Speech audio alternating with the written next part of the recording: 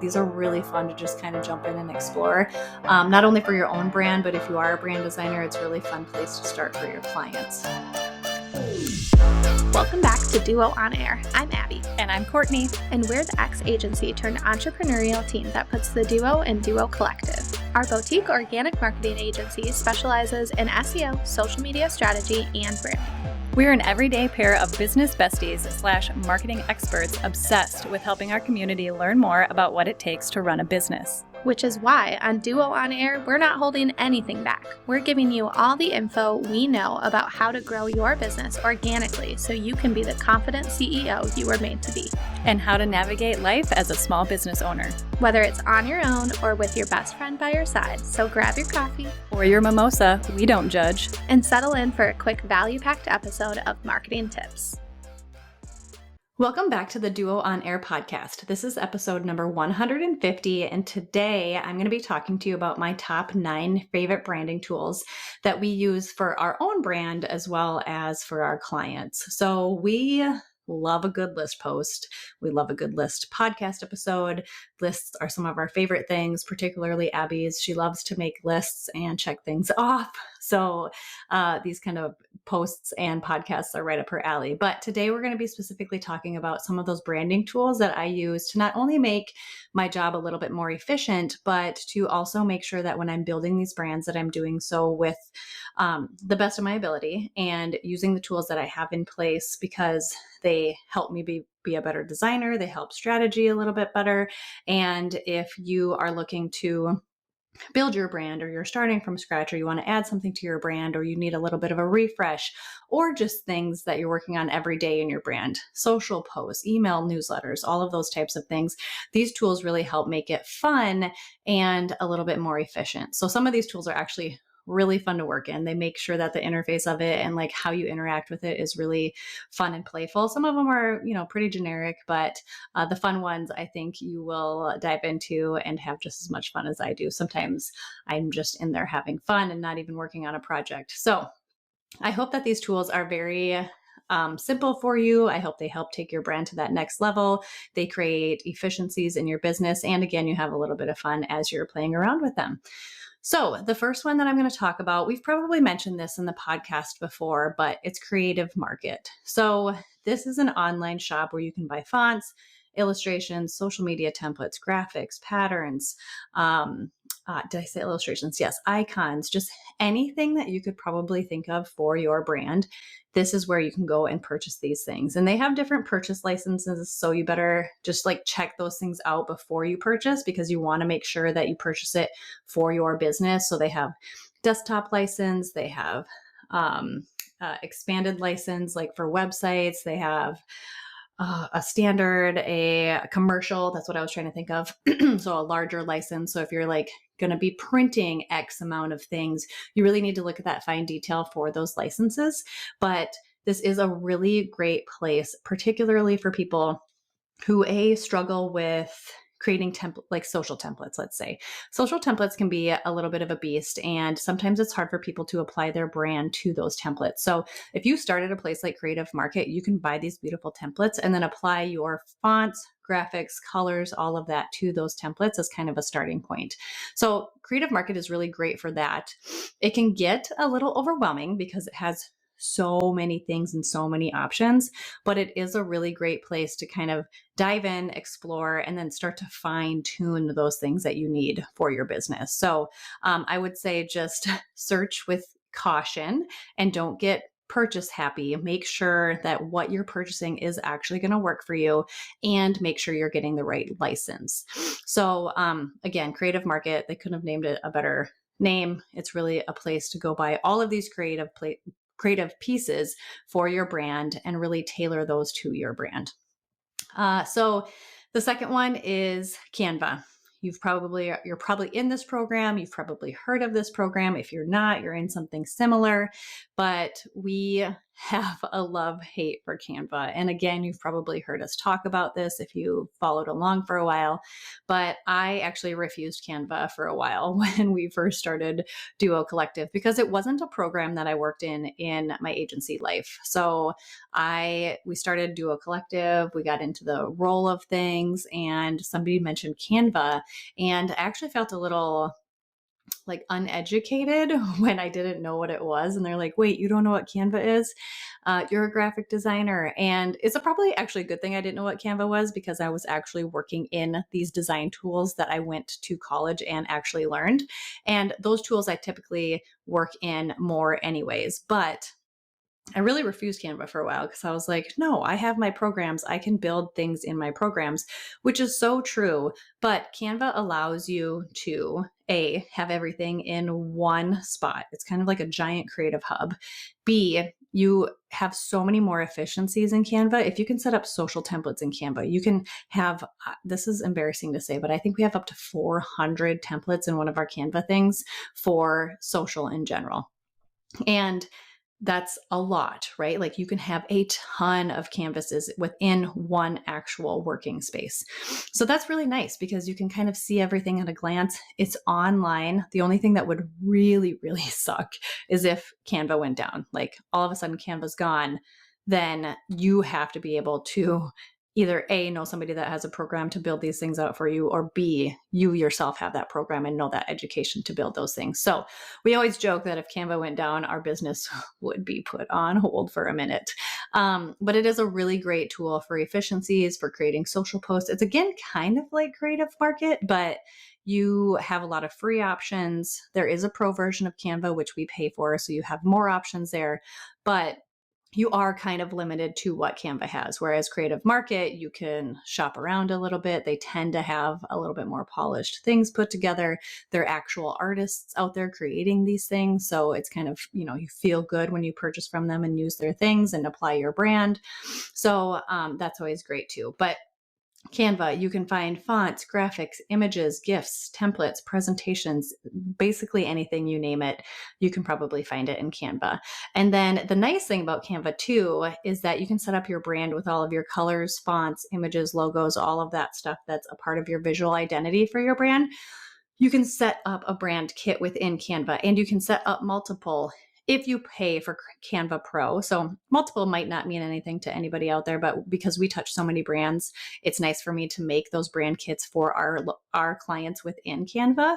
But if it's just your brand, you can set up that brand kit in Canva. You can do it under the free account, but you can only do so much. So you can only have so many colors in a color palette. You can only upload so many fonts. You can only upload so many logos. But if you pay for Pro, all of that is unlimited. So if you had 4 brand fonts and 10 brand colors and 20 logos, which we would never advise, but I'm just trying to give an example, then you can upload all of these things and add all of that to that brand kit within Canva. So that's a really nice thing too, because then when you're working with that brand kit, you have everything in a tidy, nice little spot where when you're creating a template for something, your brand kit is off to the left and you can apply all of your branding to whatever it is that you're creating. So it is pretty slick to have that brand kit. Number 3, Google Fonts. So this is a free online platform that anyone can use and download fonts from for any of their projects. I will say that Google Fonts is limited, but the nice thing about it is that it is free. It's an online platform that literally anybody can use and use those fonts. So that is really the beauty of Google Fonts, is being able to search fonts, find fonts that work for you, download them, use them in your projects, and kind of not worry about where they're coming from. It's a free platform for you. So that really is the lovely thing about Google Fonts. I tend to work in Google Fonts some, but because they don't have the variety that I tend to like, I do work in Adobe Fonts, but that's because we have an Adobe account. So in order to have an Adobe font, you need an Adobe account. And then I also find a lot of my fonts from Creative Market. So the very first tool that I mentioned on here, Creative Market, they have a ton of fonts. It's just a matter of making sure you purchase that right license that I talked about. But Creative Market is a really great place for fonts, and you can kind of get sucked in that. There's been times where I think I've searched for fonts for hours, but it is something that I enjoy. So also another great place for fonts. Speaking of fonts, going on to the next one, number 4, What the Font, or WTF. I think that's a very clever little name for that. So it's called What the Font Finder on My Fonts. So have you ever asked yourself, WTF, is this font because I love it and I want it for my brand? This is that place to go. So What the Font helps by answering the WTF moment. So all you have to do is take a screenshot of the font that you love. It can be anywhere. Like you found it on Google, you found it on a sweatshirt, you found it on, whatever it is, somebody else, a Pinterest pin or whatever you might be searching for. You upload that screenshot to What the Font, and it curates a list of similar fonts, or sometimes you're lucky enough to score the actual font if you can identify it. So I've been lucky a couple of times. I've taken a screenshot, I've uploaded it, and I'm like, oh my gosh, all of those letters are exactly the same. This is the font. Sometimes I don't get the actual font. It does as best as it can, but I get a list of different fonts that look very, very similar. So I kind of just compare and contrast that font to the ones that What the Font has curated for me. And then from there, they link you out to where you can purchase this font. So that's the one thing where you just have to be careful where it's linking you to, what the font licenses that you're purchasing, and all of that. So just be cautious when you're like digging around on those sites for fonts. Fonts sometimes get a little scary just because of the license, just because of how many people are out there creating fonts. And you just want to make sure that it's going to work for your brand and that you have that right license to, print collateral up to X amount of items that are going to be sold. So again, just checking those license. But What the Font is so awesome for finding fonts that you're looking for on the internet that you want for your brand or that you're looking to purchase for a client. So we always use this tool when we can't seem to find the font that we are looking for. And this usually generates fonts that work perfect for the inspiration that you've found. So on to number 5, Pexels and Unsplash. We have definitely talked about this on the blog or in the podcast, on social, but these are 2 high quality royalty free stock image sites that you can use for supplemental photography. So we usually do this with our clients in one of our brand packages where we curate extra photography for them that they can use for their brand, because we know that not everybody can afford brand photo shoots right away, or they can't have nearly the amount that we have, because we have a mom-tographer in our group, Abby's mom, Julie Greer Photography, little shout out, but she does our brand photos. So we have like the best connection that you could have when it comes to brand photos. So we probably typically have more brand photo shoots than other people do. So Pexels and Unsplash is a really great place to start for adding photography to your brand photography. And we use Pexels and Unsplash for our business too, because we don't always want our photos. Like we don't always want our faces and anything that we might have shot at our photo shoot, because we want variety too. So these platforms are great for that. So we typically curate a folder for our clients and add all of those photos to that folder so that in the future they can go there and use those photos as well.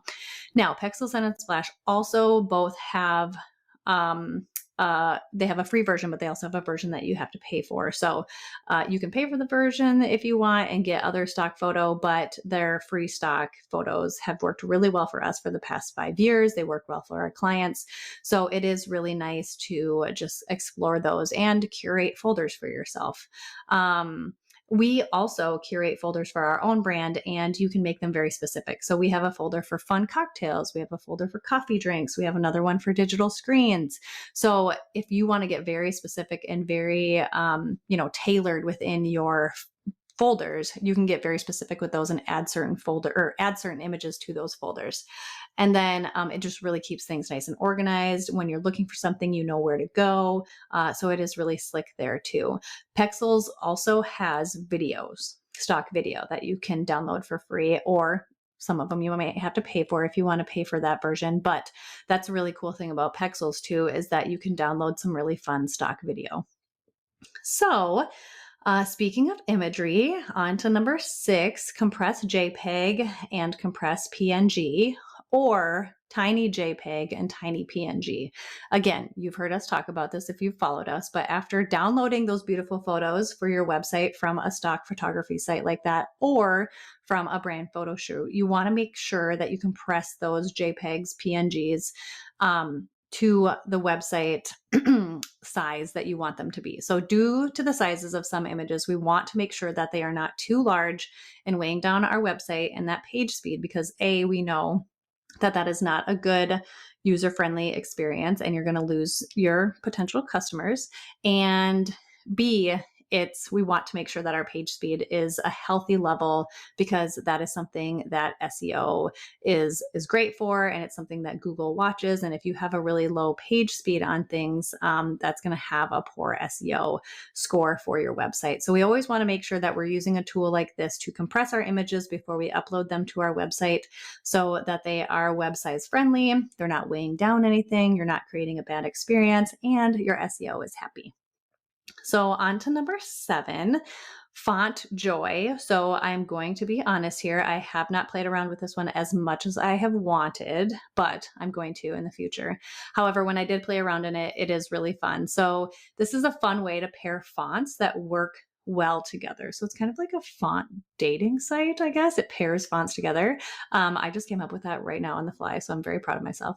But it curates font pairings that have a pleasing contrast and that work together. So I think this is a big struggle that people have when they're creating brands, or even just creating assets from your brand. So like you're creating social templates or whatever. And I know in the world of Canva, there are so many free fonts to people that people go font crazy because they like this font and they like that font and they like the other font. So they're pairing all these fonts together, and sometimes these fonts do not go together. They clash, they aren't easy to read.